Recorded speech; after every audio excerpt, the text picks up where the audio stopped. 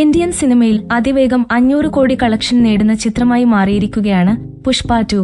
ഇപ്പോഴിതാ ചിത്രത്തിലെ അല്ലു അർജുന്റെ അഭിനയത്തെ മുൻനിർത്തി സൂപ്പർ താരങ്ങളെ വിമർശിച്ചിരിക്കുകയാണ് സംവിധായകൻ രാം ഗോപാൽ വർമ്മ. കഥാപാത്രത്തെ അതിന്റെ പൂർണ്ണതയിൽ അവതരിപ്പിക്കാൻ അഭിനേതാവായി മാറിയ ഇന്ത്യയിലെ ഒരേയൊരു സ്റ്റാറാണ് അല്ലു അർജുൻ. കഥാപാത്രങ്ങളെക്കുറിച്ചുള്ള സൂപ്പർ സ്റ്റാറുകളുടെ ധാരണ ഒരിക്കലും ഹെയർ സ്റ്റൈലിലെയും കോസ്റ്റ്യൂമിലെയും ചെറിയ മാറ്റങ്ങൾക്കപ്പുറം പോകുന്നില്ലെന്നും രാം ഗോപാൽ വർമ്മ പറഞ്ഞു.